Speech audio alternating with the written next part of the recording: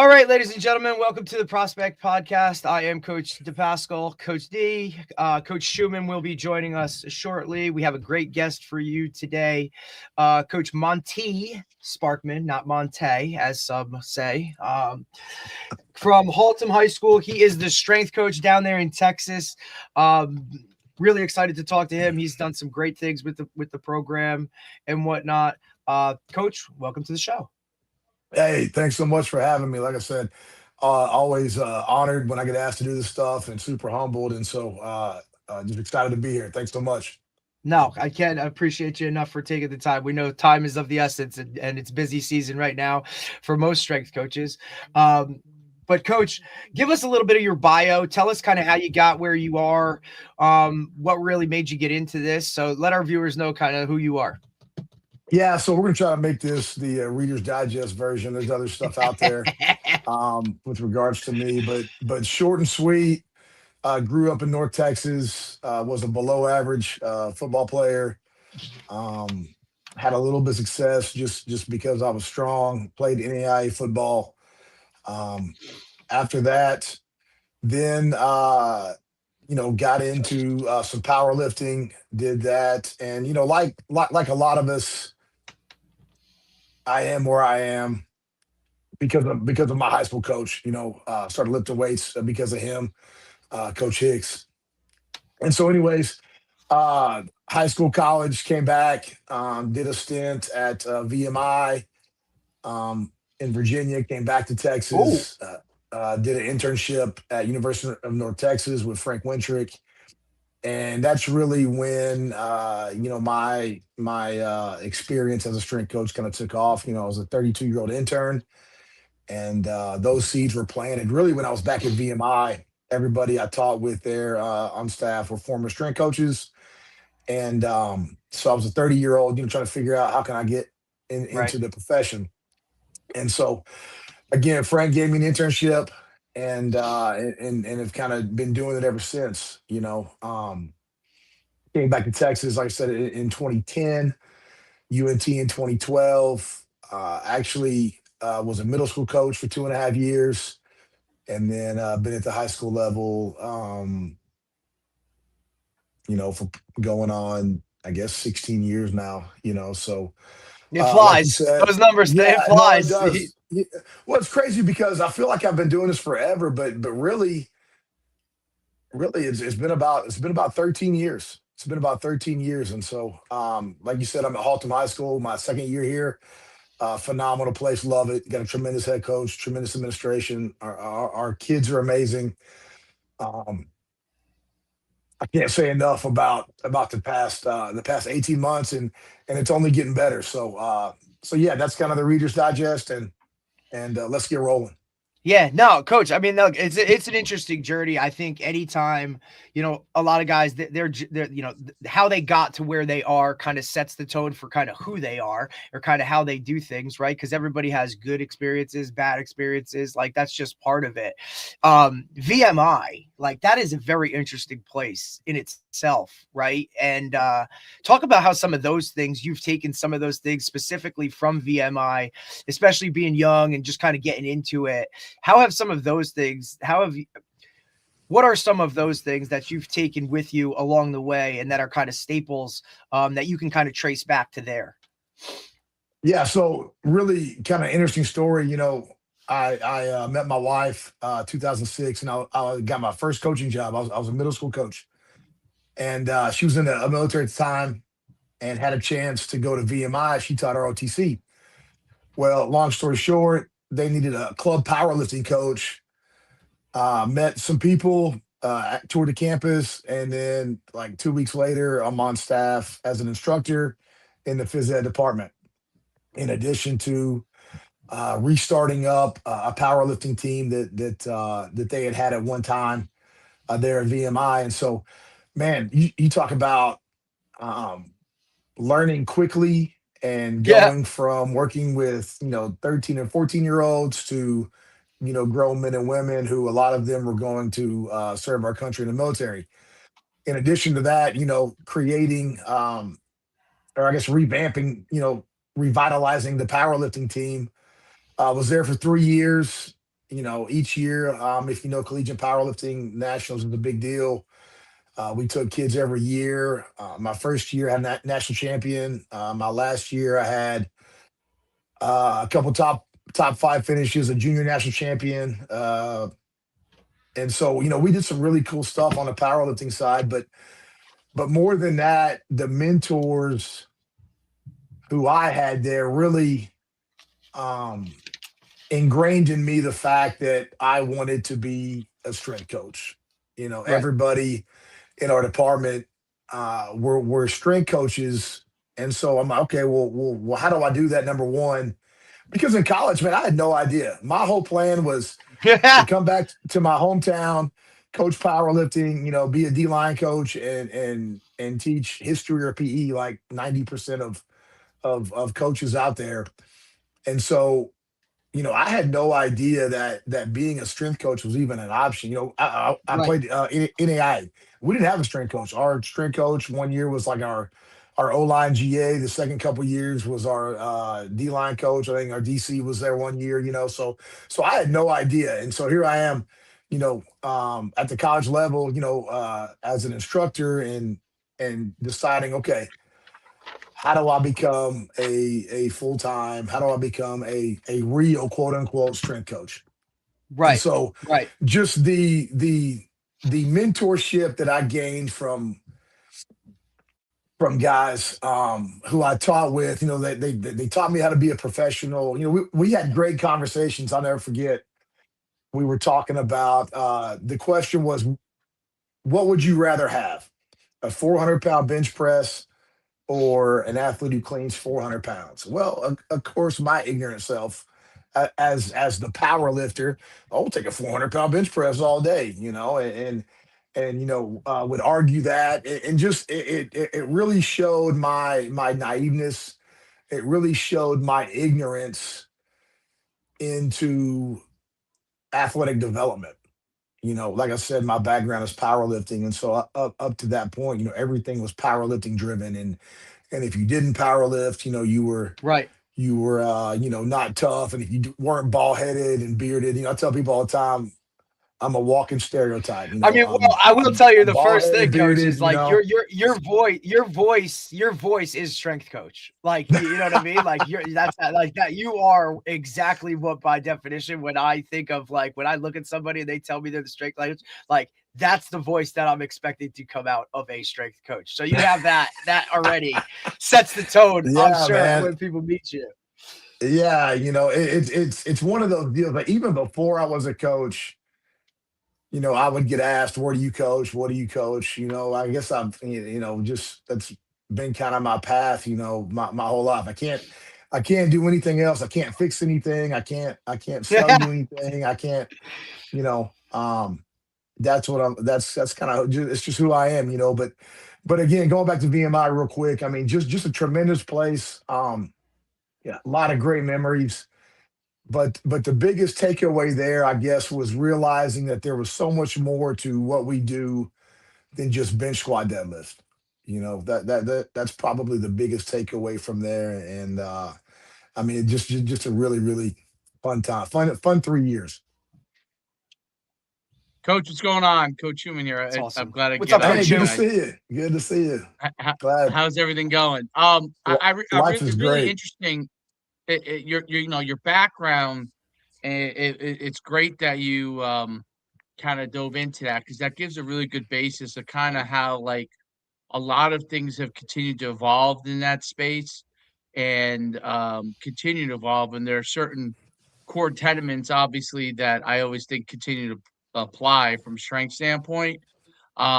How you go about doing it might change slightly, maybe, but they're quite, but the aspect of performance and sports specific performance, speed development, explosive development. That's what has obviously evolved tremendously over the last 15 years. You know what I mean, and particularly the last 5 or 6 years, as far as like getting out there. As uh, a track guy, former track guy, former track coach. Like a lot of this stuff, we were doing some of this stuff a long time ago. but now it's coming more and more into the mainstream. A lot of it is because of the fact that the type of athlete that is succeeding at the highest levels, and you're seeing the level of explosiveness and speed and what begins to translate and what doesn't. So I would love for you to talk a little bit about, because you dived into that, briefly, um, how you kind of are starting to, do you think about some things differently? What stuff stays the same for you as you continue to evolve from a performance standpoint? Yeah, no, that's a great question, and 100% I've evolved. I feel like I've I'm stereotypical in the sense of who I am. Like I said, I'm a big strength guy. I'm a big powerlifting guy. I mean, that's just who I am. I'm not going to change it at 45 years old. Um, Trying to do some different stuff, but from a development standpoint, we're going to be rooted in strength because I do believe that an explosive, powerful athlete is a strong athlete. But we're going to emphasize the qualities that matter in your sport, the movement piece, the jumping, the sprinting, the throwing. I tell our kids all the time, the weight room is the easy part. That barbell doesn't move. It's an inanimate object. What you have to be excited about, what you have to be good at is, excuse me, doing your sport. And so anytime we're on the field, anytime we're doing change direction, sprinting, jumping, I tell them, I say, guys, you've got to be more excited about this. It's easy to go into the weight room. It's easy to add 5 more pounds to the bar. It really is. Getting stronger is probably one of the easiest things that I do as a strength coach. But we all know there are athletes who are super strong. They can't play a lick. And then there are athletes out there who are weak as a noodle, but for whatever reason, they are able to excel at a super high level in their sport. And so there's this weird relationship that yes, we want to be strong. Yes, we want to have a certain amount of muscle mass. But I tell our kids the reality of it is what matters, we're talking from a football standpoint, is what happens on Friday night. There is no bench press on the 50-yard line. There is no squat rack. Shoot, I wish there was because I Yeah, feel like we do a really good job in that department. But at the end of the day, you you'd have get to be paid a lot. You able. get paid a lot more. I'll tell you that. Yeah, no doubt, no doubt. So at the end of the day, you have to be great at your sport. Now, how do we do that? Well, we train 3 days a week. We operate kind of loosely out of a tier system, intermixed with some conjugate stuff. Um, I found Tony Holler, I believe, in 2018, 2019. So the feed the cat stuff is really, really big for us. Louis talks about all the time training optimally, not maximally. And so, if you follow me, you might hear, don't burn the steak. And there's people out there that think don't burn the steak means don't push the limits. And that's not true. You as a coach have to know where the end point is. Like where is that breaking point? And we're going to train optimally up to that, but we're not going to go over that.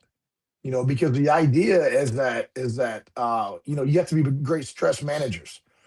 And so when you're talking about kids who train with us, then they might go to a private coach or they might go to their club coach. I can only control what I can control. And Right. so that's where that don't burn the steak comes from is yeah, do I want to do I want to push that athlete to their limit? Sure I do.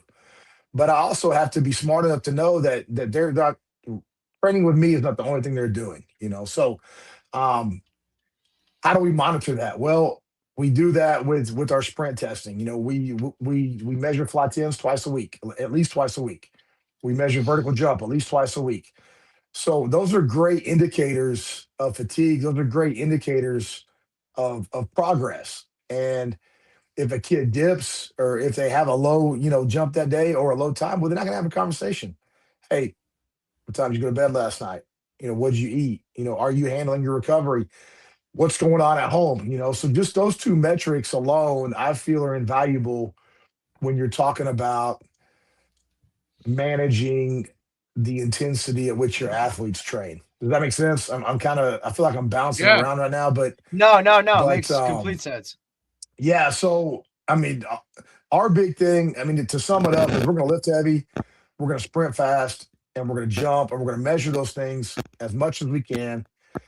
And as long as I know that our sprints are going down, our jumps are going up, and we're getting stronger, then we're probably doing what we need to be doing in the weight room from a training standpoint. And the other piece of that, of course, is our injuries. If guys are continuing to play and not being beat up, then again, weight, sprints, jumps, and injuries, those four indicators, it's really not complicated. It's really not complicated. But if you can evaluate your program from those four lenses and they're trending positively, well, then you're probably doing some good stuff. So that's kind of a roundabout summation of an overview of how we train. We can get into the weeds if you want, but I would definitely say we are a feed the cats program. We're going to value maximal efforts. We're going to value fast sprinting, and we're going to try to do it as high level as we can. Yeah, no doubt about it. It's what have you found is the balancing act there? Because you talked about um kids have their club coaches, then they have their team stuff, then they have their sports stuff, right? And then some of them might go to a trainer. How do you manage that? Um and like what kind of communication you feel you have to have with your athletes to be able to manage that and not, accidentally overload them? Do you ask them to communicate certain things with you? How do you do that from that standpoint? Yeah. So I mean, you just said it. The big piece has got to be open communication, and our kids have to come to me um, and say, "Hey, coach." Like for example, right now, club volleyball is huge. So I'm constantly talking to our volleyball girls. Hey, is anybody playing this weekend? We typically squat on Fridays. Big squat Friday, and so before that session with them, I'll say, "Hey, who's playing this weekend? Is anybody playing this weekend?" And if I have a couple raise their hand, well, then we're going to modify. You know, and through experience, through education, I've got a pretty good idea of how we can modify them so they can still train, but then they can not go into their sport being sore, being fatigued. And there's a couple ways you can do that. It might be, hey, we're going to cut everything in half. Instead of 6 sets today, you're doing 3 sets. Or it might be, hey, we're going dynamic effort instead of maximal effort. So now you get a little activation stimulus, so the nervous system can be ramped up a little bit going in to their club sport for that weekend. Another great example: softball team played last night. Well, that morning they're in there doing heavy trap bar deadlifts, and we're Yeah. doing heavy-ish. We just started a new cycle, so they're doing heavy-ish cleans. But again, because of my experience, I don't want to say education, it's really more experience. I know that, hey, you can go in and you can hit heavy cleans all day. And if you're playing 7 hours later, you're going to be fine. Cool thing about the trap bar deadlift is it doesn't have a lot of eccentric lifting. So, yeah. So you're not going to get a ton of soreness from that. And again, knowing the right prescription for those movements allows us to still train, but then they can go out that same day, that same night, and have a great performance. They had a great game one, had a home run, bunch of doubles and triples. So that tells me that we're positively impacting their sport from that standpoint. Um, but it's just again, it's that optimal training. Uh, Jim Wendler talks about athlete in the lower body. So we don't put a ton of volume on our lower body. We do a lot of intensity. We'll train at high intensity, but we don't bog them down with a lot of volume. So we're not doing sets of 8, sets of 6, sets of 10 on our lower body. We're hitting triples, doubles, and singles.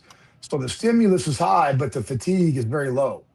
And so it's easily recoverable when they go to, to do something else. That's part of that don't burn the steak. And so, um, big proponent of game day lifting. We did it at a couple schools I where I like was that. at. And I mean, there was one year, I mean, we're in week 17, 18, third, fourth round of playoffs. Kids are hitting PRs 2 hours before we go kick off.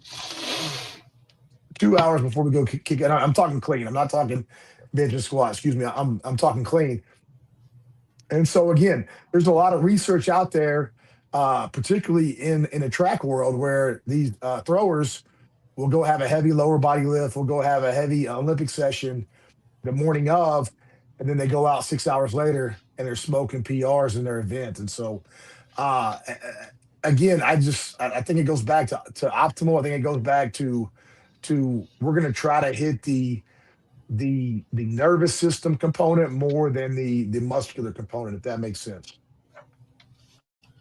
I think that's a big component. It's a hard, it's interesting because it's very difficult to like completely quantify, right? There's a little bit of a feel to everything, but you see it happen in action, and it's a little bit like counterintuitive to what you normally would think. Like, do you want to hit those max before those numbers before a game?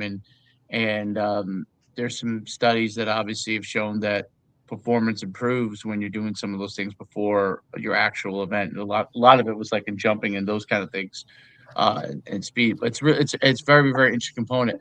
Um, as a I'm curious about like powerlifting and like where do you find that like power lifters um that it translates to performance athletically versus like um No, no, I versus don't. No, not no. not even the Okay. least little bit. Okay, cool, interesting. Okay. So Uh so that's like its own Athletes, sport in itself, right? Like it's its own one hundred separate percent, sport. one Right. 100%. There are athletes. It's funny. I just talked about this today.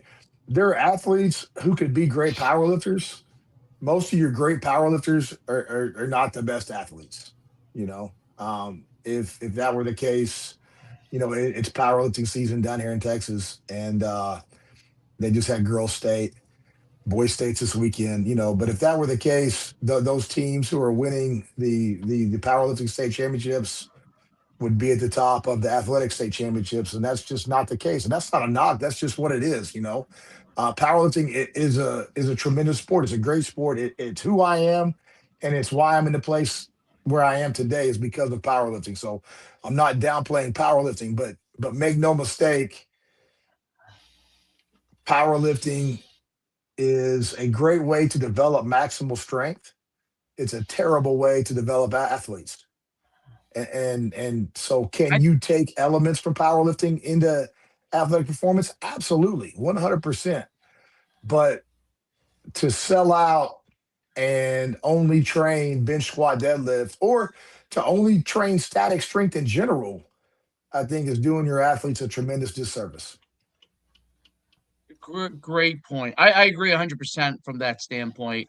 Um, there's elements that fit. I mean, maybe the nose guard might maybe it translates the most maybe on a football field, but they also have to have a certain amount of agility as you go up the level, right, at the higher levels, in order to be successful. But that's a really really important point. I think for people to understand that that's a literally a sport within itself, and there are elements of it that translate as far as from a strength standpoint, but not necessarily to on the field. And I think that you know football in particular is at like this like I don't know. I call it like a second crossroads, right? Like, so, you had the old Bear Bryant era where it came into like Husker Power era.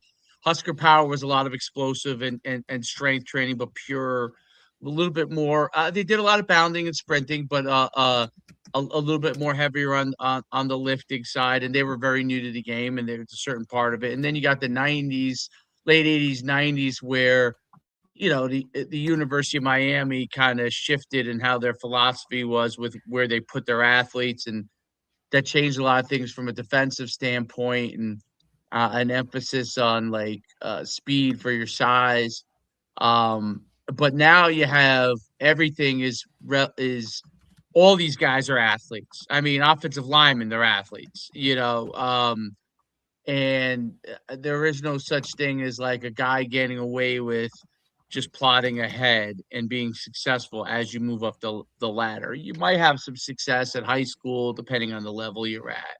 But as you move up the ladder, there's zero chance of having success without levels of mobility and athleticism. So, um, talk about how you kind of have staged the development with your athletes to adhere to that, or to start to address that, because you talked about it earlier. Like, there's a base level, right, of strength that you want your athletes to have, and that's one of the early stages of things. And then as they start to get more and more developed, there's certain areas that you have to be able to go to become a better athlete and for it to translate to their sport. So talk about from that training standpoint, like kind of how you start to stage their development.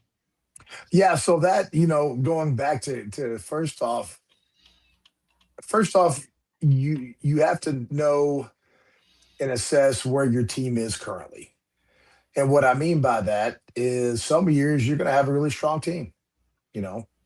Some years you're going to have a really fast team. And so I think once you address the needs or the areas of improvement, then you can structure your training accordingly. And I'll give you a perfect example. Last year, I felt like our team had really good strength. I felt like overall we were strong as a team. Um, so we were able to focus a little more on the movement piece. We were able to focus a little bit more on the speed stuff. This winter, those guys have graduated, and we've kind of gone a little bit heavier, not necessarily from a standpoint, but from a weight room emphasis. We have emphasized absolute strength more. The tier system allows us to do that because, again, we're not spending 5 days in the weight room. We're not spending 4 days in the weight room. We get Hmm. 3 days in the weight room. We train total body, and that allows us time to still go out and do the movement piece, at least 2 days a week. Some Fridays we'll kind of hybrid it where we'll sprint first and come in and do our big squat. But the way we layer it is such that the other piece that you have to understand is you have to know when to increase what training adaptation. Does that make sense? And so Yep. Yes. in November, December, January, yeah, you can afford to pendulum swing more to the weight room side because you're the furthest away from competition. I don't. It's Correct. March. I don't need our athletes to be in shape right now.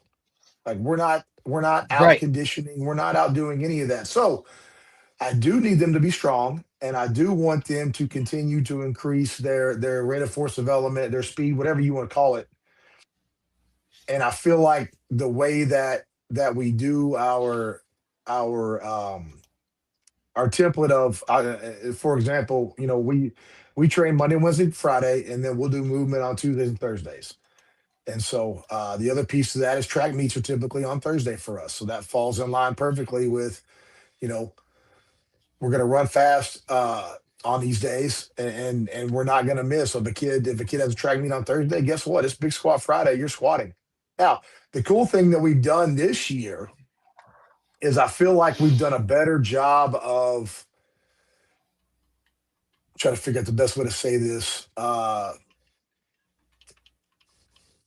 Angular specific strength, for lack of a better term, with our skill athletes. So we're doing a lot of partial range stuff. We're doing a lot of 3/4 movements because, again, people smarter than me have figured out that has a bigger transfer to speed.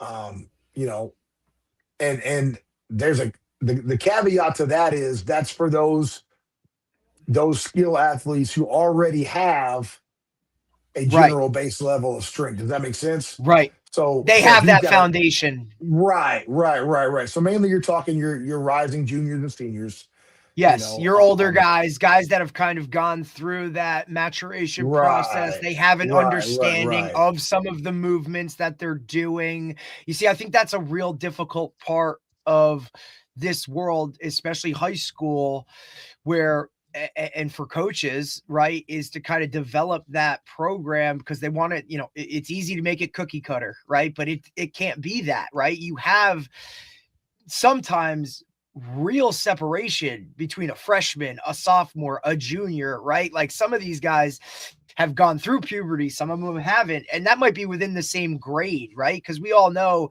sophomores that still look like they're in 7th grade, and we have sophomores that look like they're 28, right? We've And got a sophomore they've right now who looks like he's 40. You know, what I mean, it's real. some of It's real. It's real. So it is, and it's one of those conversations that we have a lot when it comes to the middle school world a lot, right? Because we all remember that middle school player that was really, really good because he hit puberty before everybody else. Now he gets to high school and everybody kind of catches up and everybody wants to know, like, where is that cat, right? And it's like, oh, he's here. He just hit it before everybody else. And the level of understanding, and I'm not even talking about like buying into the weight room. I'm talking about like the mental capacity to understand how to do certain lifts, right? Whether it's with just the techniques that are involved. Sometimes they don't kind of resonate, or the strength, the baseline strength just isn't there. So I think that makes it really difficult for coaches to kind of just, they want to throw something out there. Everybody's got it, but you really have to dictate and kind of, really individualize each program and know kind of where your team is at. And it's hard because not many people, and we talk to coaches all around the country, have a dedicated strength and conditioning coach in the building, let alone for their team, right? Like most times it's just another coach wearing a hat or somebody else that's just kind of in there doing whatever, right? So, I mean, for you guys, like you're on a whole different level. yeah, so just to hit on that middle school piece a little bit. Number one, I think every coach should have to coach middle school. I did it for 3.5, 4 years. You know, I mean, you talk I about taught it. being able to coach on your feet, being able to adapt to a wide range of abilities. You know, we're fortunate here to where I do get down to our middle schools. You know, again, talking about feeding the cats. We have 3 middle schools. They all 3 have lasers. They're all 3, testing and measuring fly tens. And then from a training standpoint, again, going back to being great movers. I don't care if you're the strongest middle schooler. Like I've been there. I've been that coach to where you get the big kid. Let's see how much you can lift. But that's not the time for that. And I tell our freshmen, I said, I don't like your job is not to be the strongest freshman. My job is not to make you the strongest freshman. You have to learn and continue to develop great movement patterns, great technique patterns, so that you do have the foundation, so that when you become sophomore, juniors, and seniors, now we can do some cool stuff. Now we can do some uh, accommodating resistance. Now we can do some velocity based training. Now we can do some of this partial range stuff that we're doing because number one, you have great technique, and number two, you've already demonstrated a prerequisite level of strength to where now we've filled that bucket. Now let's go chase these other qualities that are really going to allow you to kind of display your ability in your sport. And so that's what we're doing with our lower levels. Again, we're teaching them how to be great movers. We're getting them sprinting. Again, that's one of the things that you can do every day if you want to. You can sprint and you can jump. Well, guess what are the 2 great things that transfer to sport? Sprinting and jumping. So we're going to do that and expose them as often as we can. And then, oh, by the way, we're going to sprinkle in some weight room stuff so that you can get into a front squat position, so that you can get into a deep squat, that you can do a push up, that you can do a pull up. Something else I tell our kids all the time. I'm the worst example of athleticism there is. And so I know what a bad athlete looks like. My job is to not make you like me.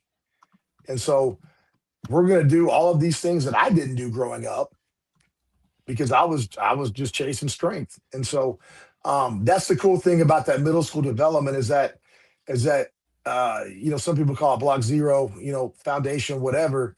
But that's really what we're doing there is we're trying to ingrain great movement patterns. Then with our freshmen, we're just trying to reinforce that to to um to stay in there as long as possible. And then really with our sophomores and up, we kind of have two programs. We still kind of have like the quote unquote foundational program because those kids that haven't developed the strength yet.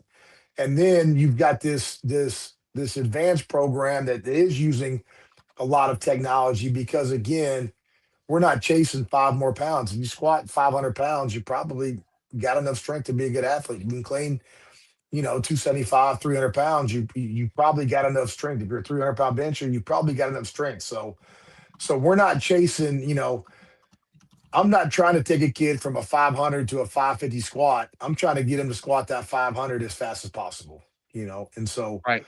going back to what you were talking about with the evolution of the game, yeah, like the game is not played in a phone booth anymore. It's been opened up, to basketball on grass, and that's for a lot of reasons. I think the rule changes, have a lot to do with that. True. Um, just the fans, wanting to see a higher tempo type game, and so yeah, that's fine. Our job is to adapt to that. Our job uh, is to put our athletes in a position to be successful. Now, the other piece to think about this is you want to train your athletes to the style of football that you play. We are a run heavy offense. So even though everyone, wants that athleticism, our O linemen need to be able to move people. So we're going to lean a little bit more in their lower body strength development because they have to be able to have that low gear. Um, we're not kick stepping a bunch. We're not a zone team. We're a team that's going to line up and hit you in the mouth. And so again, I think people need to remember the style of your play dictates how you train too, not just not just your biases, if that makes sense. I think there's no doubt to that because I also think that now forms into your entire team culture, right? And that's something that also gets thrown around with coaches, right? Oh, team culture, we're this, we're that. But I think if you live and die by what you are, right, based off of like the type of team you are you run heavy? Are you pass heavy? Are you a defensive team, offensive team? Like whatever you want to, however you want to formulate your what you want your team to be looked at, like, kind of like when people watch your team or when other opposing coaches watch you, what are you? I think has to be a part of everything that you do within that program itself, whether it be on the field, off the field, like that mentality has to take on a life of its own. And you want those kids within your program and coaches and everybody involved to kind of live and die by what you are going to define yourself as, right? I mean, you can look at it within college, right? And teams have that to them, right? Like whether it be, we're, like a University of Miami, right? Or you're a, you know what I mean? Like like an old school, like Yeah. an So like, Oklahoma. Or even yeah, like a Texas Tech with Mike Leach, like right. Like these guys kind of bring about a certain level of like everybody kind of defines what they are as a team. I think that has to go into your entire culture throughout the entire building, right, especially in the weight room, because that's where you spend most of your time, right? Like you only play a certain amount of games, so bring right. that within to your entire workout program and approach things on that level. Now your kids are so used to being programmed to that's what they know. Hey, we live it this way, or this is what our team is. Right. And that's something that I feel like our coaches do a tremendous job. We don't have the biggest athlete, we don't have the fastest athlete, but I think the way our coaches coach, I think the way our units are set up, it gives our kids the best chance to succeed. And it's just really cool to see. It's really blossomed the past couple of years, and it's only going to continue. And again, it goes back to our coaches creating that culture, our coaches creating our identity, um, that again gives us a chance to have success on the field. So no, I agree 100%. Yeah, no, it's a huge component. It's interesting, obviously moving the bar faster, for the way you're using Yeah. partial movements. Obviously, like there's a tremendous amount of research with just even stuff with squatting on that. And it's really interesting because you're you're you're finding out that like there's large muscles obviously that carry a large part of the base for you as an athlete, and then there's a lot of muscles that attach to those large muscles that are real, and tendons obviously that are triggers to really that explosive movement, right? The speed and the explosive movement, which is really really interesting because you have to be able to develop both, and the grounding part in being able to develop that pop as an athlete is such a key component. I'm curious from your standpoint, have you um obviously the easy ones are the athletes that already have it. You get super excited about it, and then you're like, okay, if I can develop some strength with this athlete and to complement, their explosiveness and their speed, the world is their oyster essentially, right? Everybody loves that athlete. Have you been able to take some athletes, which I've seen more and more now, that you develop some of those other areas that maybe they didn't have naturally developed, and you see them have radical improvement. So, you start to see more and more stories, and I call it anecdotal because I don't know that there's a ton of studies yet, like with taking those kind of athletes to a certain level.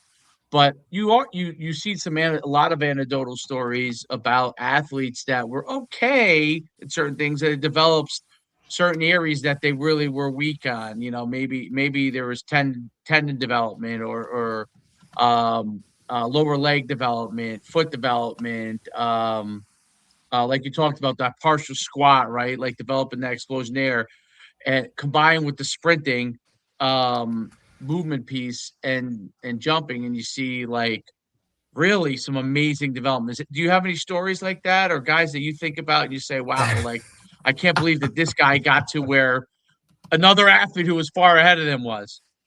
Yeah, that's probably the coolest part of our job No doubt. is when you take a kid, and I say take, when you watch a kid who shows up every day and busts his tail and goes from, a backup the year before to becoming a kid who's all district. That's kind of like our superlatives at the end of the year, to becoming an all district player. And I mean, there's probably 5 or 6 kids again on this team that have no business, being a 6A. We're the highest level football, that have no business being 6A football players, and they're all district. Our nose guard this year, you mentioned that earlier. He's 5'8", 230 pounds. And he's an all district player. The kid makes plays all across the field, but his motor doesn't stop. He's strong. He's passionate, and he's a kid that shows up every day and works his tail off. You know,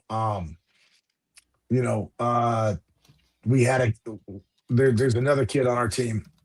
You know, the the biggest thing that I think our kids take away from our training is confidence.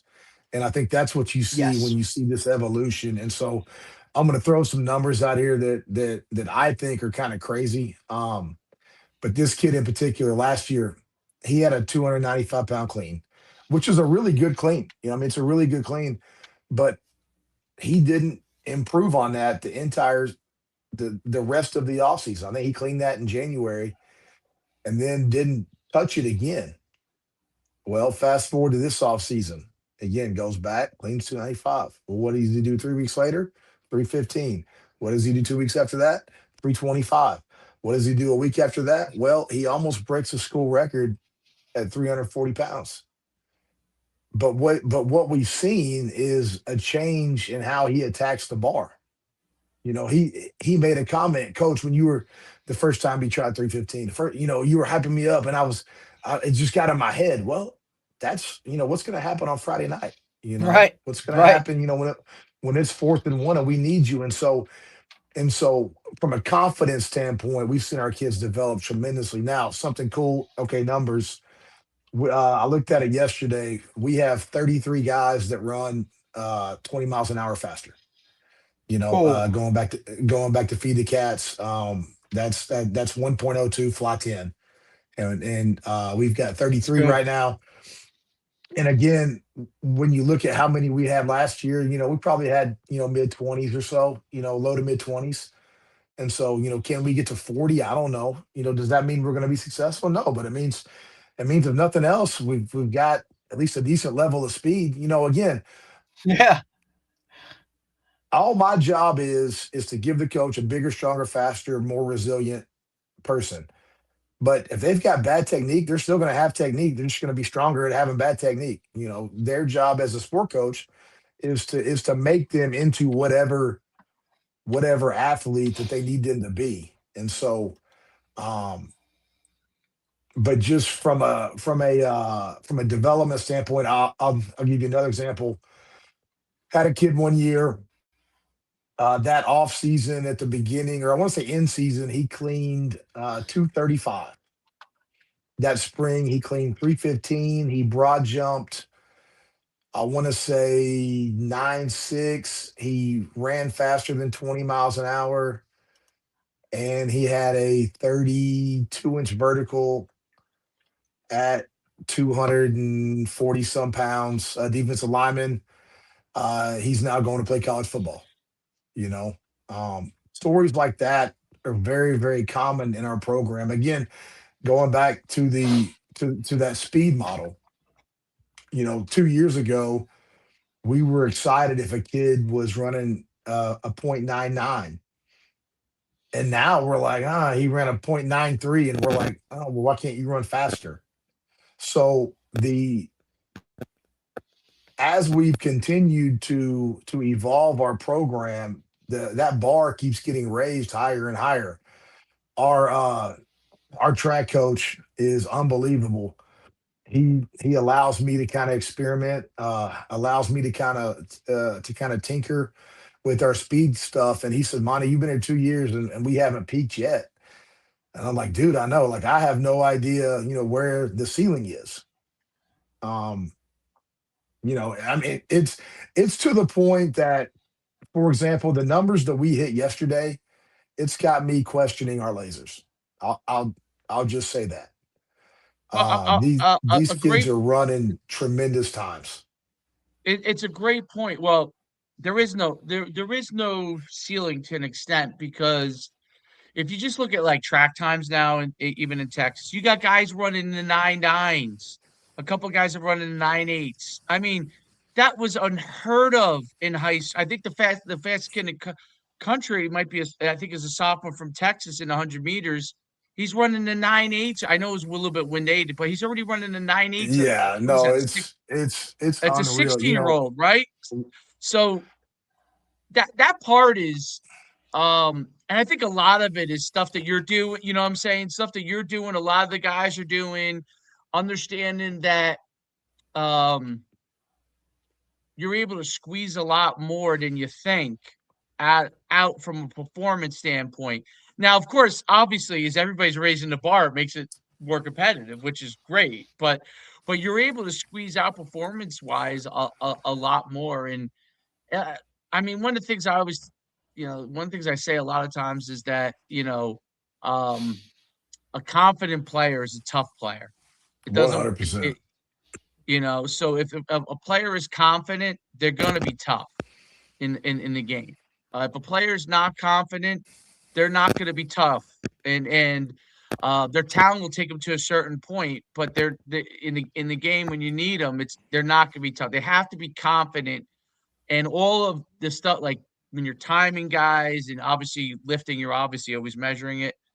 Um, it develops confidence. They know they have points of time they could continue to improve in.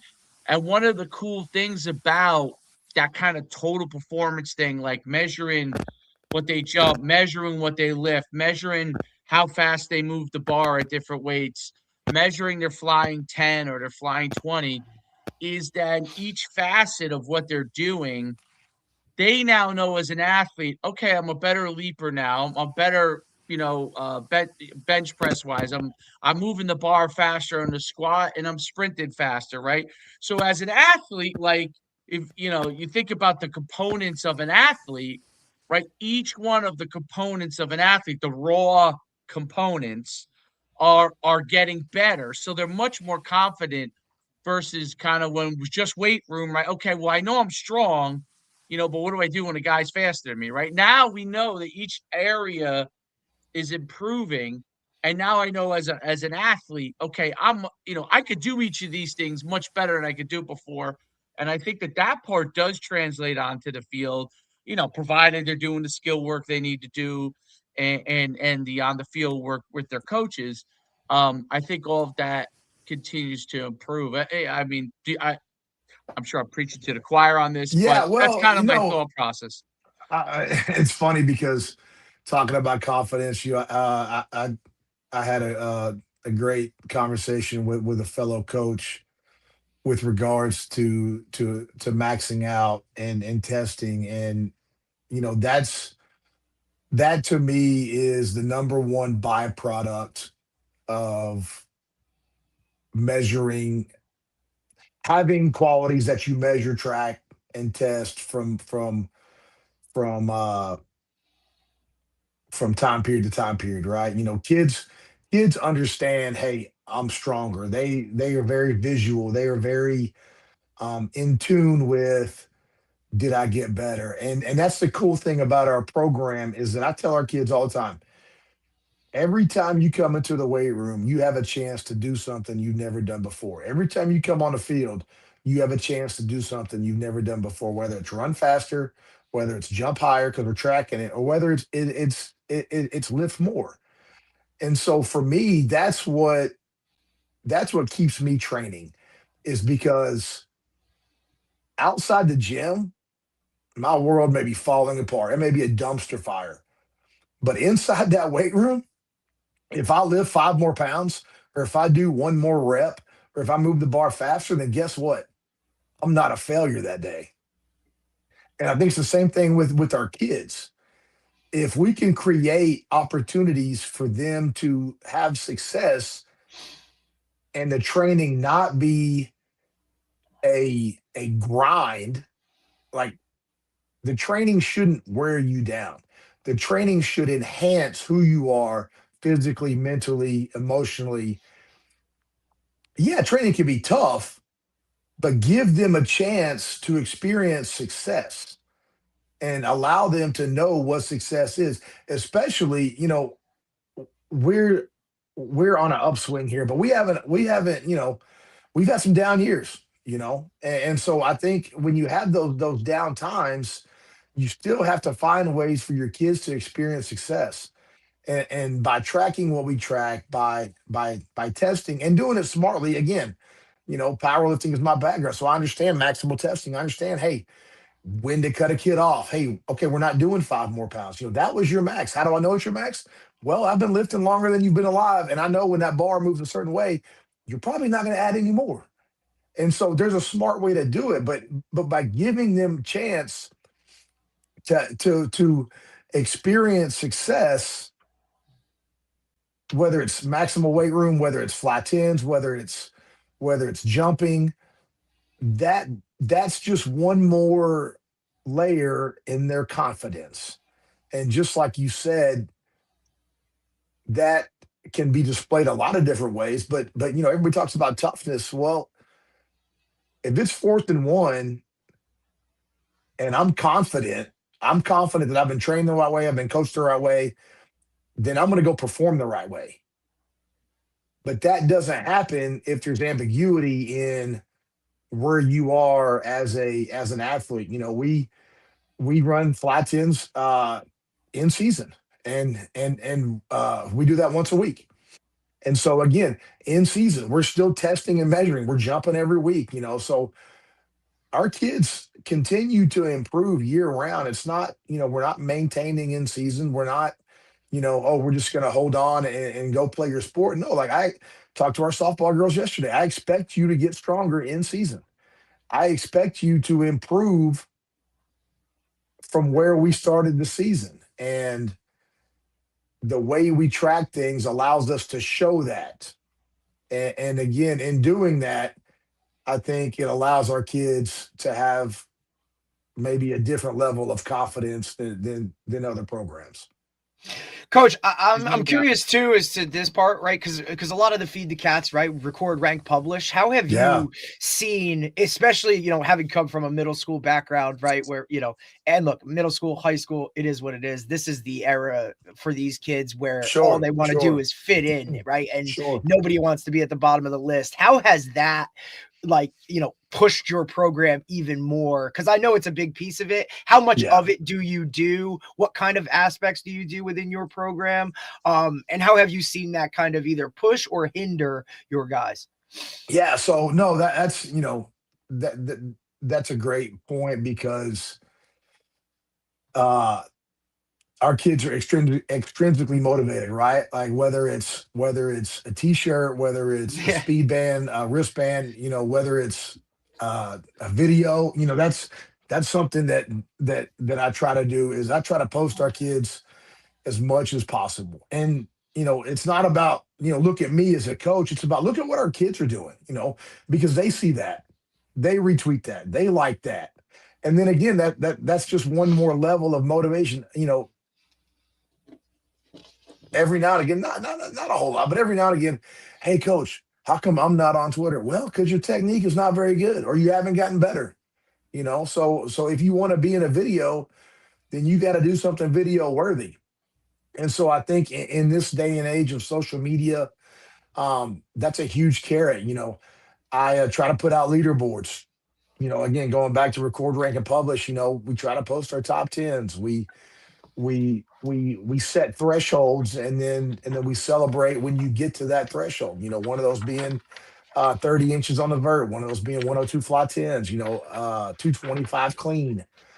So we have these gates that we want our athletes to pass through, and then when we do that, we try to praise and celebrate them as best we can. Now, do I want to do more? Yeah. I mean, I wish every time a kid did something great, we could give them snack bag, a T-shirt, wristband, whatever. But of course, budgets and things like that, aren't always available. But a tweet is free, Instagram post is free, and so something else that our head coach does is phenomenal.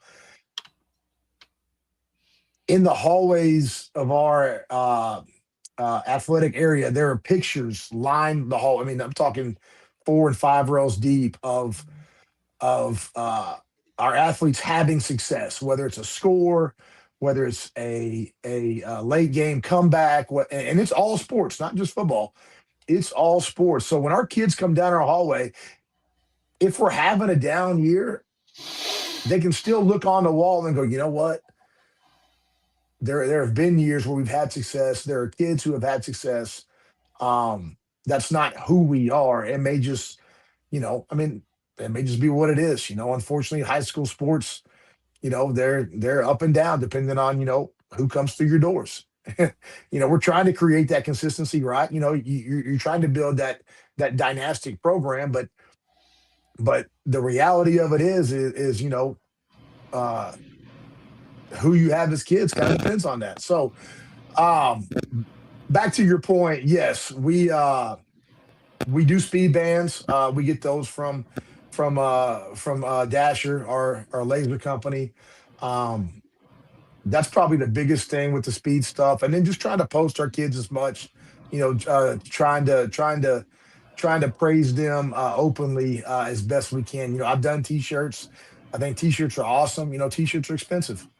You know, and so that's not always possible, but just trying to give them as much publicity as we can, I think goes a long way. Well, that's definitely a big part in today's world too, right? Being able to do that, um, that helps them stay engaged with it, with everything that's being done. Um, Instagram is like the fave from all that standpoint. So you use Dasher. Do you use anything for measuring bar speed or any of that stuff? Yeah, so I've actually I've almost used just about all of them, but right now we're using we've got a couple of Vitruves, we've got some OVRs. I've You used do. Output, Push back in the day. Do you like output or OVR better? Output puts they're different, right? Because output puts it on the bar directly, right? Yeah. And the OVR has the tether or whatever. Is there a difference as far as like measurement? Have you like looked and said this is more accurate or not? I mean they're both I great, haven't but I mean looked they're at different. Yeah, I haven't looked at it from an accuracy standpoint. Really, what we're looking at, and this is where people miss the boat with VBT. We're looking at it to drive intent. Okay, there are other qualities that coaches want to say that they're targeting, whether it be speed, strength speed, etc. But really, what it comes down to is when I put that device on the bar, I want you to move that bar as fast and violently as possible. And then whatever number that is for that set, guess Right, what? The next set, I want you to beat that number. right. So that's what we're using VBT for. So when you're doing it like that, the validity piece to me really is kind of irrelevant because we're just looking to chase that number. So it's kind of like if you're weighing the Is there an same ease of on a use? bathroom scale, do what? Is there like an ease of use? Is output easier? Uh, Is I mean, they're eh, all pretty they're simple, all easy. Okay. The cool thing about like the tethered units is you don't have to have an Yeah. app. So you can look on the Right. device and it tells you, Yep. with excuse me, with out and then don't like I love Output. They're a great company. Um, but you got to have a device to display, Right. whatever their metrics are. So, Right. and not only that, but they're a little higher priced. They're coming from Europe, Yep. and so, Yep. uh, Yep. but no, but during COVID, I was working with Output, and again, tremendous company. Like I said, it's nothing. It just comes down to dollars. You know what I mean? Like Output, I think is Yeah. $500, and you get an OVR for 250 or 299. So again, OBR we're might be the best bang for your buck out yeah, there, I would yeah, say. absolutely. 'Cause every time I go And through it, I try to there might be some other qualities another thing has that might be like Dash is a little more complicated, maybe more in depth with individual athletes than OVR. But as yeah, far as like, because you can get each individual athlete, but as far as right. pricing wise, Yeah, it's it's pretty pretty tough to amazing. Like, beat. I'm always looking at it all, and I'm like, okay, what's a Yeah, better like what's going to give you everybody measures, right? But what's going to right. give you what can you get the most done in a short time frame for an a reasonable price, you know what I mean? Which is what most coaches are in, that kind of realm for the most part, right? In high Yeah, I school mean, or youth, we middle don't school. have an endless budget, right? So we have Right. to Right, be right, very, very targeted with how we spend our money, and so right. that value piece comes into it. And again, I mean, all we're looking to do with the velocity stuff is drive intent. I'll give you an example. Last year we measured everything. We measured every lift, heavy, fast, and all it did was create a ton of data for us. Right. Now we put it on when we want to move the bar fast, and it just becomes a carrot and an opportunity to compete. It's a great tool, and this isn't new, but it's a great tool to introduce competition into the weight room. And the other piece to that is why we train the way we train is there's a time component to strength. You know, if I bench 500 pounds, but it takes me 1.2 seconds to press that, and you bench 400 pounds and you can move it at point 0.8, Well, guess who's going to win that fight? You are, because you're faster. And so that's the other piece to, we want to lift heavy things slow because we got to have that low gear, but we want to be as violent and explosive as we can because we got to have the ability to display that strength as rapidly and violently as possible. But you got to have the strength first to be able to display. You can't, I mean, you can be strong and fast, but it's hard to be fast and strong, if that makes sense. Like, there has to be a level of strength for you to be able to be fast. Like, fast guys are strong. Fast guys are strong, and that's why they're fast, is because they're strong. Does that make sense? I'm kind of convoluting that a little bit. It's a yin and a yang to an extent. I feel like they're strong. A part of their strength comes because they're explosive and fast. And part of their strength is because they have, if you can move quickly, you're going to have a certain level of strength component. But then there's a foundational part where guys who do move the bar slower but are stronger per se, they need to have some element of that in order to move some substantial weight. So it's like I think it's kind of both, but like you could, I also think that they probably have a bigger upside. But like what like one of like, I mean, this is anecdotal, but I always think about like once guys came into college that really had never lifted when I played, and they were super fast dudes, and just like they hadn't lifted, you know what I mean? They were just those guys in high school. Right. And I always found they didn't lift the same way as like I play linebacker, maybe like a linebacker lifted all the, like with those guys are always in the weight room, you know what I mean? Yeah, they're fast, but they're yeah. always in the weight room. They like the weight room more, right? Sure. But what I did notice, what I thought, anecdotally, like I just think back, like we had wide receivers that were, would push 315 with no problem, Yeah. 355 with no problem, and they were not huge lifters, meaning like they were kind of guys that you know, every once in a while you'd have an issue getting them in there, but they did train, you know what I'm saying? So they did a lot of stuff. This is before, obviously we weren't focused like we are now in those areas. Sure. But I remember back, like they did a lot of other stuff that wasn't necessarily the bench press, Right. but relative that worked those same areas explosively all the time. Like I remember they used to do like push up and pulls,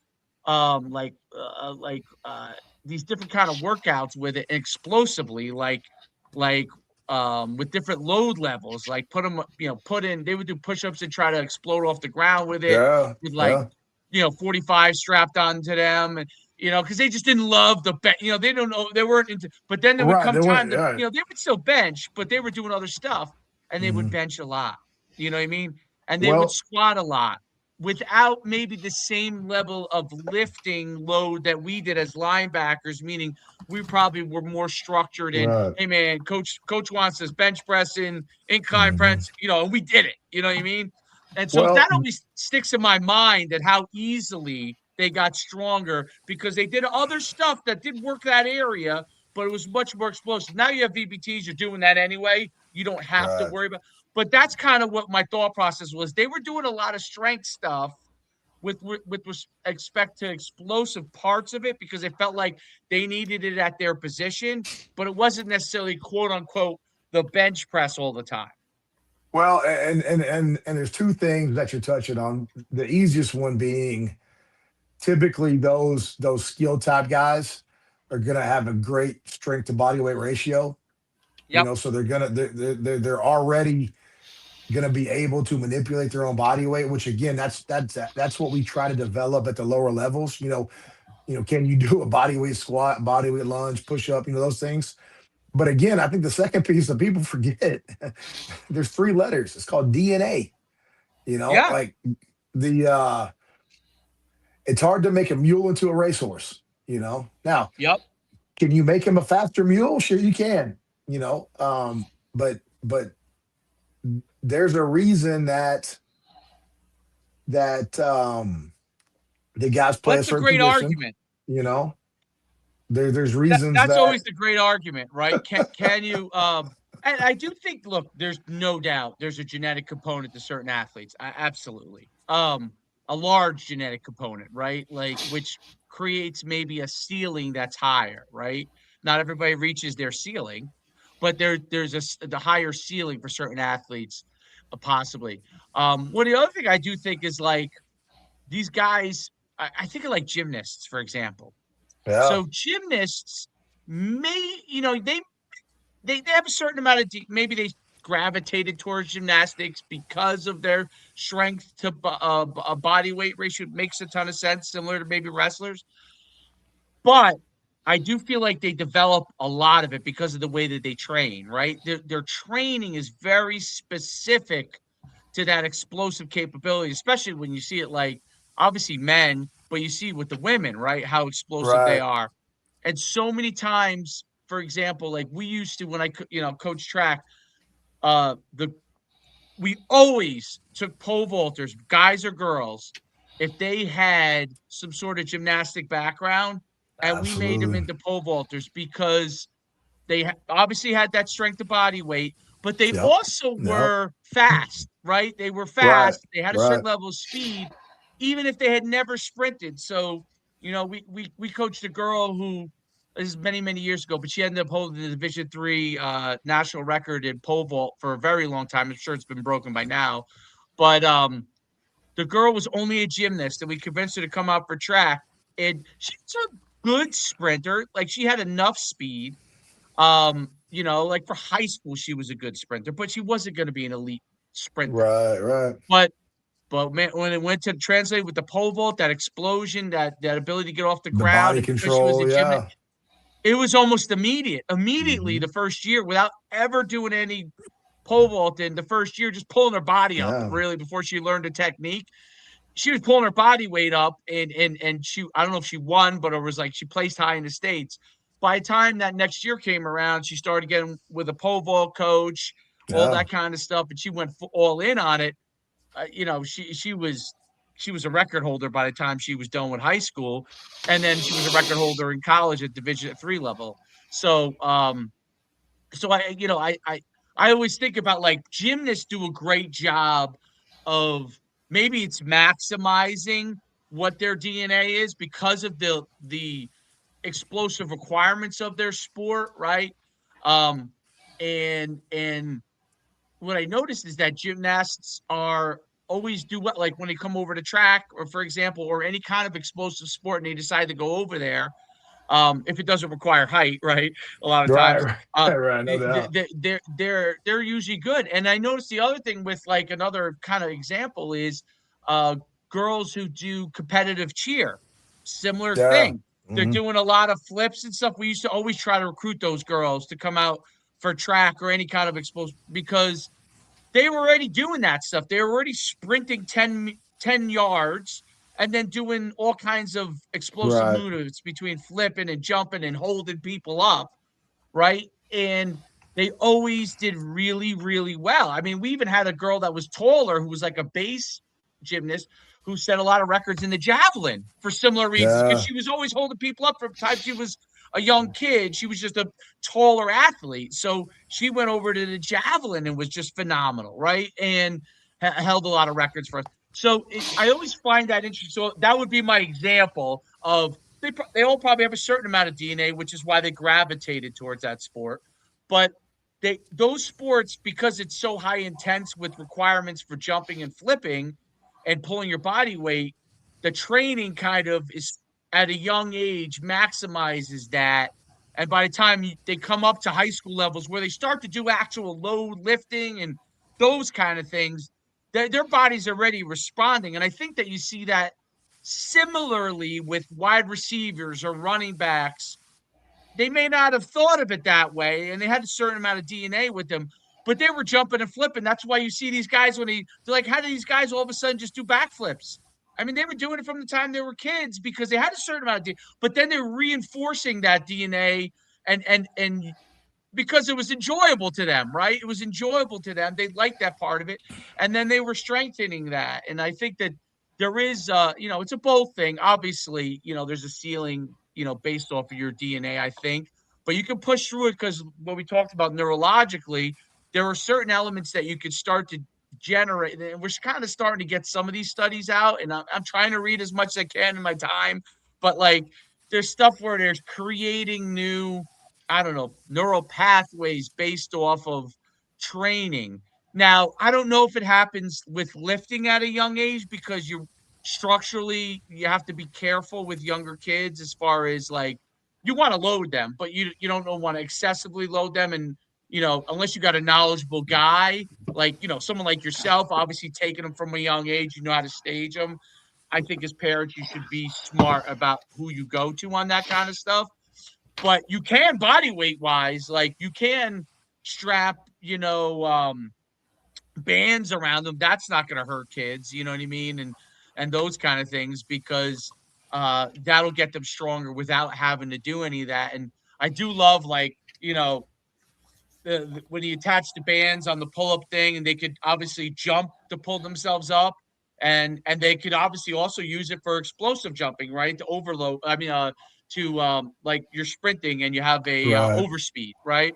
So I mean, those kind of things at a young age, I think, does start to trigger certain elements of whatever their DNA is. It starts to trigger a maximal component to it, and then there's a balancing act, right? Like load levels, you have a balancing act with younger kids. Gymnastic people somehow, I mean, I don't know if they learned it. I never took a gymnastic course or anything like that, but from what I see, and watched, they know how to push that envelope without excessively loading them. And I think that does develop athletes to a certain extent. You know what I mean? And you see it in wrestling. You see it with these Russian wrestlers, these guys who are incredibly strong, and that's what they did from the time they were a young age. You know what I mean? So I'm just curious your thoughts. If you could disagree with me, that was kind of my Yeah, no, dissertation. yeah, no. What you're describing is GPP, general physical preparedness. And so that's really like there's a reason all the European models start with gymnastics because there is such a value in being able again to put your body weight through different movement patterns in certain tempos, right? Dynamic, explosive, whatever. So yeah, so I 100% agree with you that gymnastics, that wrestling, that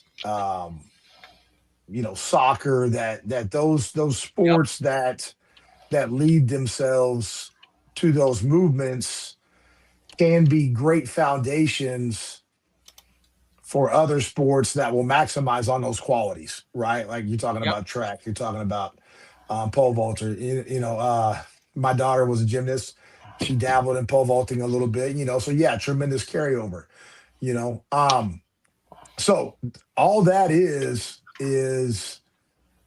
the general development of the athlete. And that's what we're trying. That's what we've lost in America. That's what we've Yep. lost over here is that general development. I 100% agree with, both my kids' daughters did gymnastics until they didn't want to do it anymore. But we put them in gymnastics, and both of them, to me, are highly athletic. Is that because of gymnastics? Maybe. Is that because my wife and I were quasi, physical? Maybe. You know, It's both. so It's both. yeah, Yeah. yeah, 100%. So that's the first layer, right? Is that we have to create this well-rounded general athlete who can sprint, jump, tumble, manipulate themselves through a wide range of spatial um, movements. But then the other piece to that you touched on with regards to that ceiling piece is I think that's our job as a strength coach is to find where that ceiling is and to maximize every athlete's ceiling. And that's really our job. That Coach, line is I never love that gonna. you said that, Coach, because I mean, look, and I don't want to cut you off, but like our head coach has that approach, and I'm fortunate enough to work for a guy who has that in it. Look, you might not be the best player, you might not be, even a guy that's looking to play at the next level or whatever, but as long as you're out there and you're giving everything, it's not about comparing yourself to others. It's about taking you from a certain point and just improving and getting better. And if you work to do that and improve and get better at every aspect of it and give me, full effort and whatnot, like we're going to be better in the long run, right? It might not directly correlate to wins and losses. It might not make you a starter. It might not do anything, but for your overall development as a human being, just knowing that you're going from one spot and you're improving and getting better is going to help you like in the game of life. And our guy approaches it like that.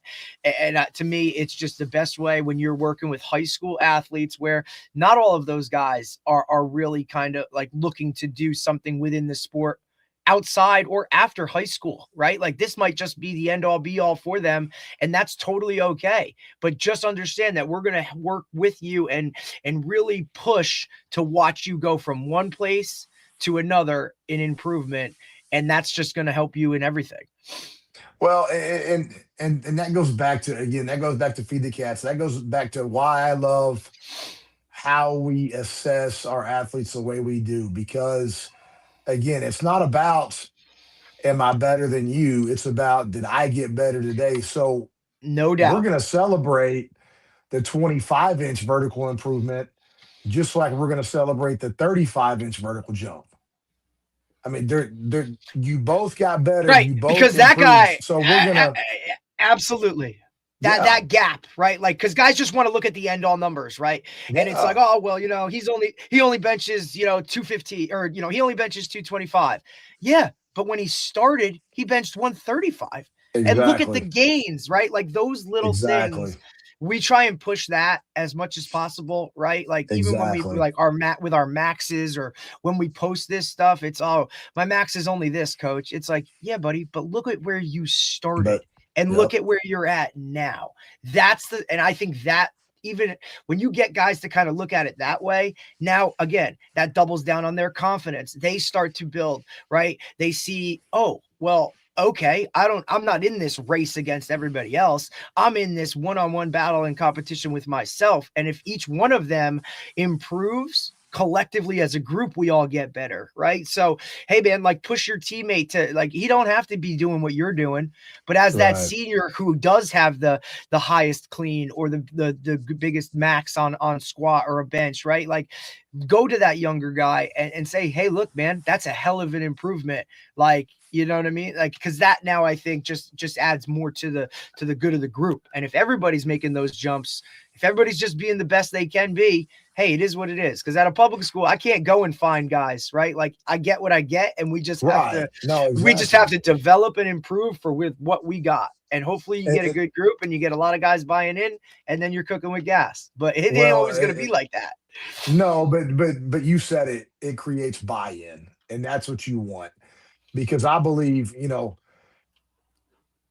the cool thing about the high school athlete, and I've said this before, is that everything works. Everything works because they're such a pliable, raw individual. Where kids fall off is that consistency metric. So if you can get them bought in and you get them showing up every day, even the worst program, you're going to get results. You just got to get them there. So what you touched on with That's the creating key. buy-in is huge. And when they once they start to improve, they gain the confidence that they Yep. buy And then it in more, just, right? Like yep, absolutely. there's you might have kids Absolutely. that start out on the fence and they start to see development and they get a certain level of confidence and then and then they're like, okay, I do see it. That's where the VBT is so helpful because on a daily basis you can create buy-in because when you just move a bar, and sometimes you might be stuck at a weight for a while, right? You might be stuck at a weight for a while. But if you're moving it faster, you realize, wow, I am making progress. So I may not be able to lift 5 more pounds every single time I come in there, but now I'm moving the bar faster. So there is a lot you can actually improve set to set, right? Like set to set, day to day. And I think that that's to me like those are because again, like I mean, I emphasize it a lot because I believe in coaching, kids hard because they don't end up pushing through things, But once they'll get confidence from it because I'm pushing you. Now look at the result. Look at the result. You Mhm. now you understand. So maybe next time I'm not going to have to utilize that. Now Mm, that tool is now. You know what I'm saying? Psychologically, absolutely. you can maybe save your voice a little bit, right? Because Yeah. psychologically, you might have to do that in the beginning. But now that I'm like, do I need to get on you each time? If you push yourself, that now you might need it occasionally, obviously, but your number's showing you this. Oh, your number went down from this set to one set to the next. Okay, maybe you're getting tired. Okay, that's okay. That could be the end. Or maybe you didn't give as much as you Mm. you you could, right? Like, so I that's what I love about it. It's just like, hey man, remember last week? Okay, your overall total weight, like I love on the VBT, like it says how much weight you're actually like force you're Yeah. generating pounds. I love that, right? Because speed speed takes a little bit of time for them to understand, but they eventually understand. But like, hold on. Last week I generated it doesn't matter what the bar weight is. I Right. generated 400 pounds of force last week. Wait a minute, I did 380. Well, if you did 380, either you didn't show up in the weight room or you're not giving me effort. Like it's one of those two. You know what I mean? Yep. Like maybe you weren't showing up in the weight room. That could be why so you could do it lift to lift, work set to set, which is just I think it's incredible because you don't even have to, hey, it's one of these two things. Are you improved? Great. Like you've been coming in. Look at this. Look how much more force you're generating each workout. I didn't even move the weight up. You're generating more force. And that means if you're generating more force, you're going to be able to move more people faster, right? And so it's I think it's a tool. Those tools go beyond just the actual performance, right? It literally is a feedback loop to me. It's a feedback loop that might save some strength coaches an early heart attack from always having to get on guys, right? It might save you a couple of years on your life Yeah. too, No because they're doubt. getting that feedback No loop. And doubt. other guys can, hey man, I Mhm. I just pushed 450 with the same weight. You pushed 425. Yeah. I know Well, you got and more. that's the cool thing about it too is now it levels the playing field, right? Because we could have different weights, but the speed is still the same, right? And so it allows us, maybe a lineman and a skill guy to compete, whereas otherwise, they wouldn't, it'd just be a weight, and the lineman should win that, but now it just allows them to chase the same carrot. Absolutely. No doubt about it. Before we let you go, because we've had you on for a lot, it's been great. Um, kind of final thoughts that you might have as far as things you're looking forward to, things you might be looking forward to trying to continue to test or develop within your own program for the future. Yeah, I would say a big improvement we're trying to attack is going to be the nutrition piece and that recovery piece. I feel like we're doing a great job. Of course, I'm going to say that because I'm in charge of it, but I feel like we're doing a great job with the development side. But just how can we continue to educate our kids? How can we provide for our kids that recovery component? When you look at the college.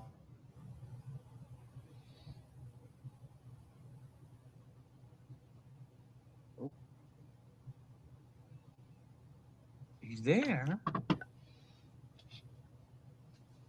Is there anything we did? No.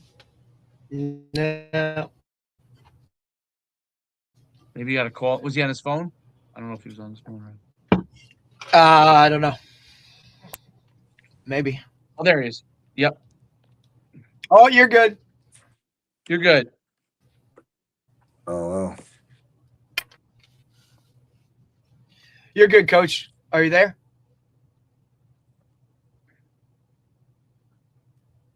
Must have got a call. You might have to just refresh the You there, audio coach? part. If I can help him. Let's see if I can fix this mic.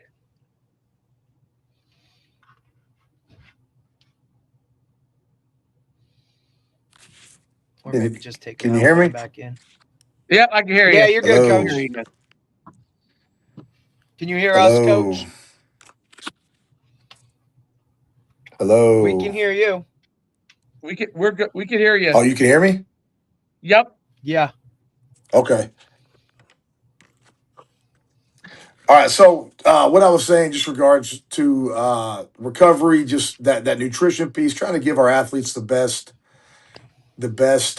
information, and then whenever possible, give them some type of you know uh, I don't want to say supplement, but provide nutritional opportunities when we can. I would say that's an area that we're really trying to attack, and then just continuing to build layers within our program to address the different needs of our athletes, right? That was what we talked about earlier, just the individuality of the high school athlete, where you've got your pre-developmental all the way to your 5-star, power four guy, and being able to provide training across that spectrum. And so what does that look like? Well, just continuing to advance our technology when we can. Like I said, our track times are I've never seen them before. So is it time to maybe go to a more exact laser system? I don't know.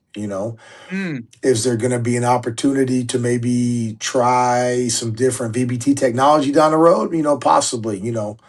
But just continuing to push the envelope there, continuing to streamline that data collection, because again, just being one person working with almost 600 athletes, that data becomes a lot. And so just developing those processes, developing systems and put those in place that allow us to paint the biggest picture of our athlete success that we can, is kind of where we're going, and then just to make it as repeatable as possible. Because again, being one person and having multiple campuses, it's hard to be everywhere at once, and so can we create a system that is plug and play? That's kind of where I feel like we're going, and so uh, yeah. Again, super excited. Like I said, this has been the best 2 years of my career, and I feel like we're in a tremendous spot, and it's only going to get better. no doubt. It's a very exciting time in the space. It really, really, really is. So many new things that are coming about that are making a difference. And one of the areas where technology has continued to improve everything that Guys, I we can't hear learn. you. I'm not sure what's going on, All right. Oh, but I okay. can't hear That's you. all good. That's all So good. We'll sign off. We'll sign off here. And but it's been great having you on, Coach. Derek, any final thoughts before we go? No, I mean, it was awesome, coach. Really appreciate you taking the time to kind of talk to us and give us the lay of the land for where you're at. You're doing great things. Good luck with everything. If there's anything we could ever do for you, please reach out and let us know, coach. All right. All right. Thanks, Coach. We'll see you later. Thanks, I coach. can't. Take care. Thanks so much, guys. Appreciate it. Thank you so All right. Have a much. great day. Thank you. Again, it was a blast. Thanks. Oh, Awesome. take care, coach. See you later. Take it easy, Coach. Oh my Great stuff. gosh. All right. Let me see if I can. There we go. Yeah, it's really good discussion. Really good discussion. Thanks for Yeah, starting that too. he's active. All good. He's active on Twitter too, which is awesome. So that's pretty cool. Um, yeah, no, yeah, no. I looked up his since this morning before we before I sent it over to you.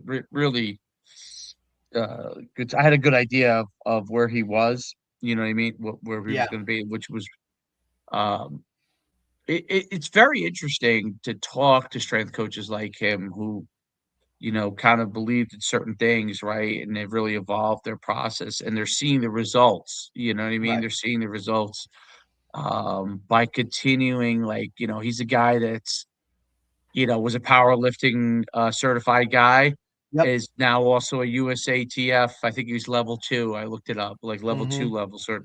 So he's really trying to balance, what I'm saying, all that stuff, which is really cool. Like I mean, it kind of obviously it's easy to see that that's a guy that I would like, but um because he's balancing all those things out and he's, able to test and evolve and it, those times. I mean, it's interesting how they just continue to improve, and it makes your team so much faster. I mean, Yep.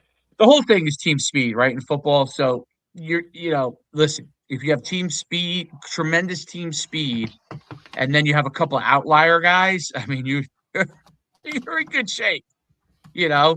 Um, because with team speed, even if you're not the biggest in high school, at least, I mean, obviously, the higher the level, you're gonna have to have a certain amount of size. But in high school, You can get away with if it. you're coming off the ball super fast and you have at least enough size, right?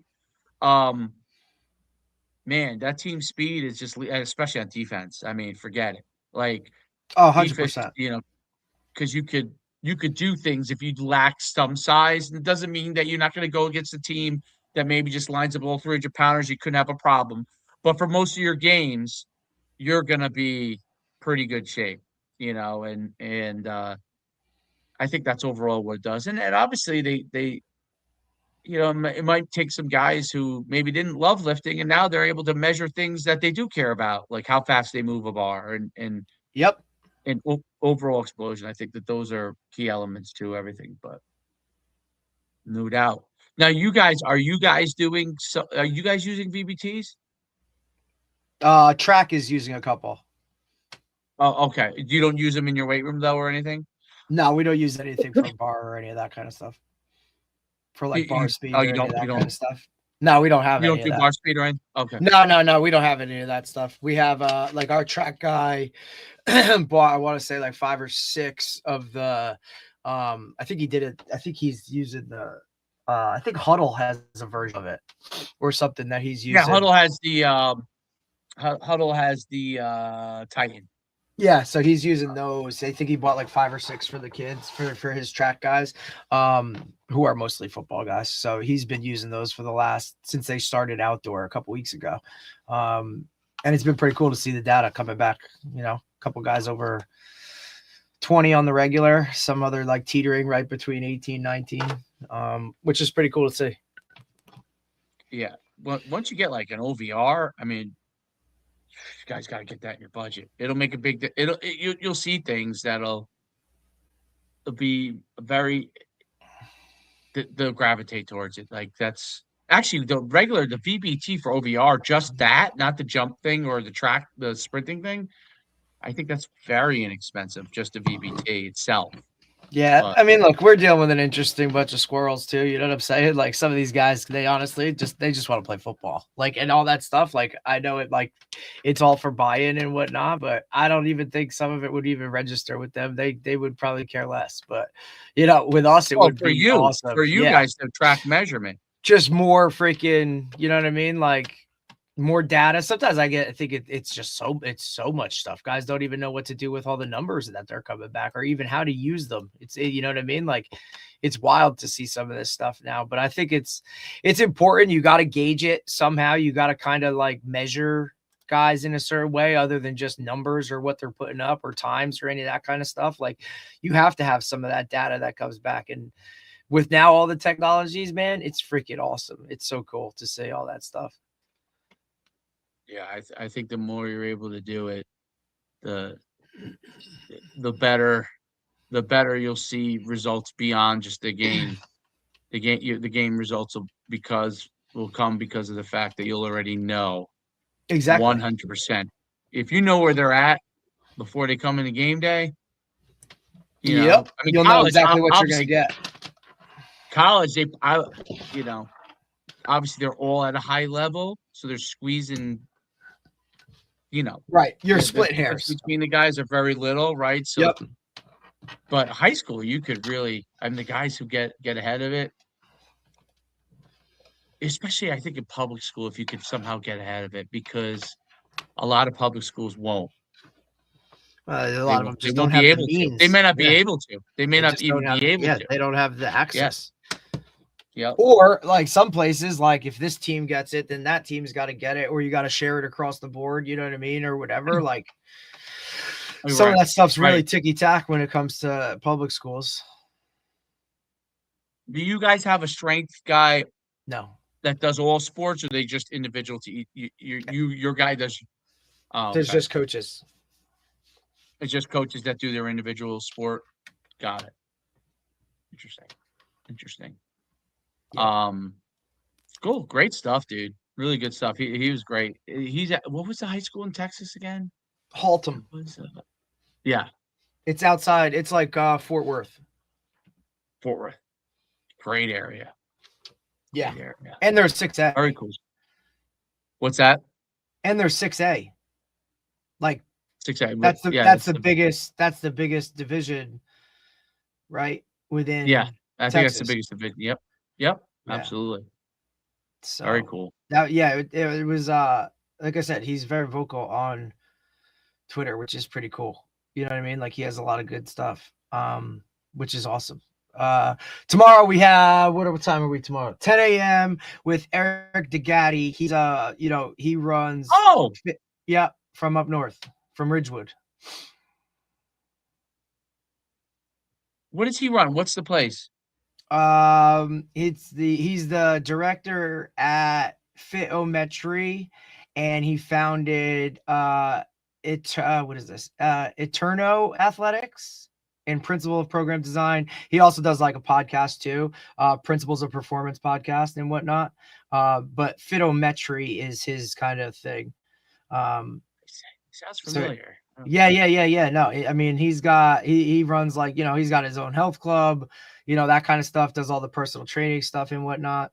So it's always interesting to me when we kind of talk to some of those guys about, you know what I mean? Like whether they're like gym owners or whether they're like personal trainers and not so much like sport specific stuff. You know what I'm saying? It's always interesting to see how kind of those worlds either mix or contrast and whatnot. But it'll be cool to talk to him. I mean, he's kind of from our neck of the woods up north, and look at how he, approaches some of these, new things that are coming out and whatnot. So it'll be cool to talk to him. Was he a athlete himself? Maybe. I mean, I looked at some of the stuff for him. It's obviously most of, a lot of like the stuff that he's kind of doing now. One Human Performance, stuff like that. He kind of like, might ring a bell and whatnot. Yeah, it's I'll figure it out. It sounds very familiar. I just can't remember how or why. But does I mean, he's from like I said, like he's kind of from, the area. Like, so I mean, most of these guys are kind of did something, or you know what I mean? Right. Let me see. If I do a deep dive. He's based in Morris County or Bergen? Ridgewood. Oh, Ridgewood, Bergen County. Yeah. He's got every freaking thing you could possibly think of in terms of like, you know what I mean? Like, he's got a degree, FMS level 1 and 2, selective functional movement assessment, on base level 1, pitching and hitting, right? He does a lot of sports stuff too, which is crazy. Baseball. Yeah, bioforce conditioning certified. He's Spark, speed, agility, and quickness training, right? NASM certified, NSC. Yeah, he's got it all. You know what I'm saying? Like he checks every freaking box when it comes to all that kind of stuff. So it'll be cool. Right. That's cool. I look forward to it. That'll be great. That'll really be Awesome. great. All right, man. Well, we will see you tomorrow, and everything's all good, by the way. Amazingly. Yeah, you might want to just send an email out and just let them know that it's not indoors anymore, though. I did. I sent one yesterday. That said it wasn't indoor anymore. It's going to be outdoor. Because I've gotten some messages. I know you sent the one out saying it was going to move to the new site, but people are asking if this is indoor or it's outdoor still. Yeah, I put it on the thing and I emailed all the. I'm pretty sure I emailed the everybody in the system. So if they're already in the system, then I'm not talking. You talking about our kids? Or you talking about tournament? No, tournament. Yeah, I sent it out yesterday to them. I'll send another one out today anyway. So, but and I put it into like the one I got last night. I think it's event is Sunday, is now at Capelli Sports, Tinton Falls, New Jersey. It doesn't say specifically if it's inside or outside. That's why I'm just saying, because I know like at least 2 guys have already messaged me and asked if it was inside or out. Okay. I will update them on that as well. And I think that's it.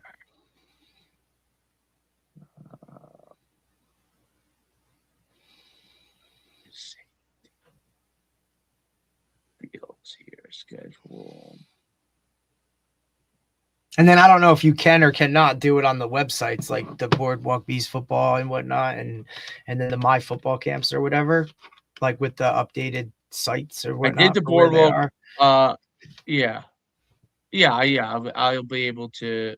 You mean the actual online part of it, right? Yeah, that, and then the website, like George if you is go already to the in. website George and go is already whatever. in. Yeah. No, I'm talking like the just like the website. If you go and like click on it and look at like where they are and whatnot, like. Got it. You mean like where they would go to register normally from the site? Correct. So it's got it. Yeah, I'll put that in there. That way, yeah, some of the right, like because and even like for the beasts themselves, the like items where it says the event, right. But then like on the actual page too, right? Like the tourney schedule and all that kind of stuff. Yeah, because I mean that still has our page. That still has like SJV on it and stuff. Okay. I don't know if that's an easy fix or a quick fix or however it is. I don't know. It's a necessary fix, right? Because even here, let's see the series, March 23rd, 8th, 22nd, March.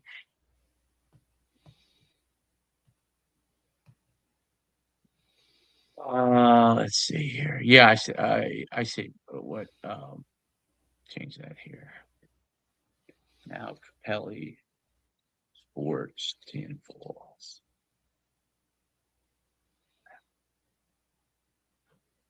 It's like one of those things that like you put it in, and then of course it's amazing that their bubble still is not there yet. Okay, I think that's good. And then I got to change this here because that has to be changed. Tournaments. Right. Okay. So the location for March 29th needs to now say Capelli. Now at Capelli Sports. Now put outdoor so they see it.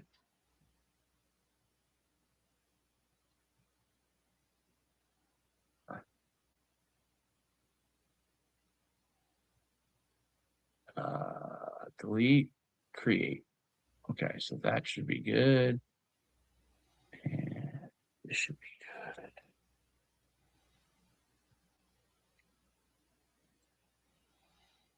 Okay, that's good. That should be updated. And then I just the actual Boardwalk Beast site, like where they Yeah. have like their events listed, you think? Is Right. that Yeah. Because I think if like, you know, so like on a page?